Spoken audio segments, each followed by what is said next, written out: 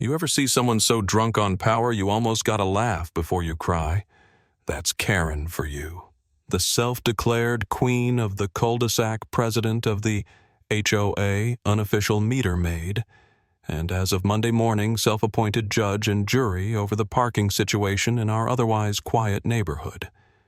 It was early sky so clear you'd swear nothing bad could ever happen here, and I'm sipping my coffee when I catch her out front, arms crossed, death-staring a pickup truck that had had the audacity to park in front of my house. Not blocking anyone, not crooked, not even on the wrong side of the street, just parked. But to Karen, that was blasphemy. You'd think the truck had cussed out her grandma the way she glared at it. She doesn't knock, doesn't text, doesn't even slow her roll. Next thing I know, she's marching down the sidewalk, heels pounding the pavement like she's storming Normandy phone, already out dialing the HOA towing company. She's barking orders so fast and loud you could hear her clear down at the end of the street. Seriously, this lady could run a boot camp. And less than an hour later, that truck's gone. No warning, no sticky note, not even a polite, "Hey, whose is this?" just vanished like it never existed.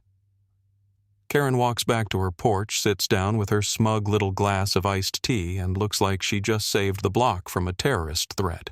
Not 2 minutes later, she's bragging in the group chat.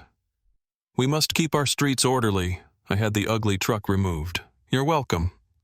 I damn near spit my coffee laughing. That's Karen.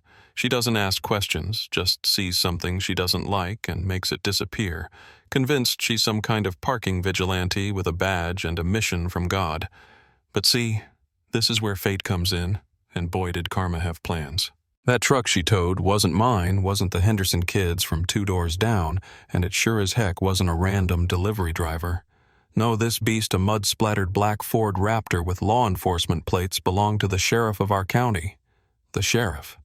That's the part that makes me laugh to this day, because if there's one person on earth you do not want to mess with, it's a small-town sheriff with friends in high places and a long memory. Karen, of course, had no clue. She thought she'd won her little HOA battle, not realizing she'd just poked a hornet's nest with a stick. Around noon, right as the sun's heating up and I'm thinking about lunch, I hear boots crunching gravel. I look out, sure enough, there's the sheriff's sleeves rolled up, looking so mad you'd think someone keyed his cruiser. He's pacing, scanning the street, jaw tight enough to snap a pencil, not saying a word. I step outside, coffee in hand, trying to play it cool.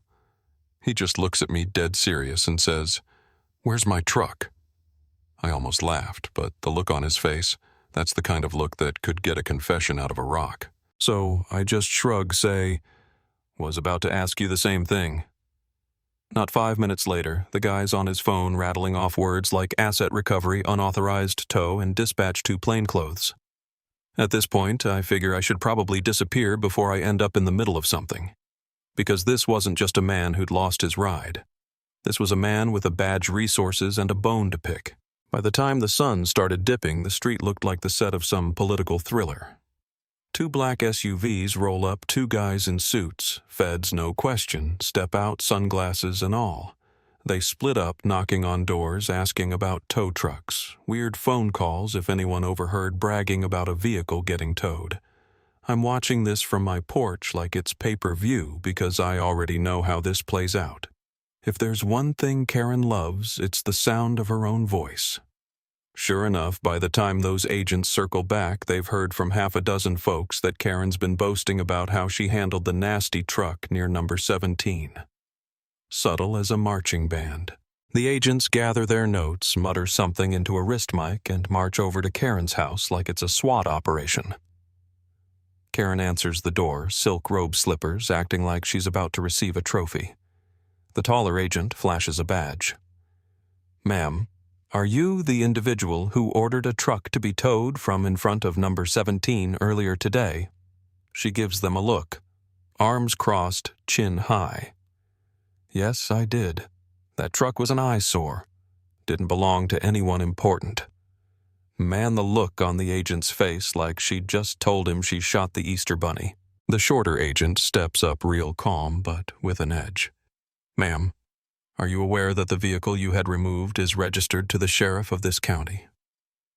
Karen blinks, mouth open. brain working overtime, and finally squeaks.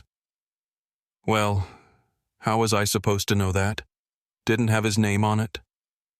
They just stare at her. Dead silent.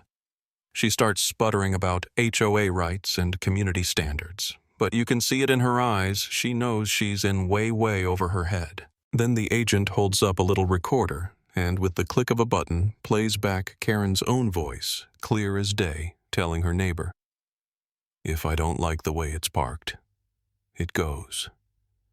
There's a silence so thick you could cut it with a butter knife.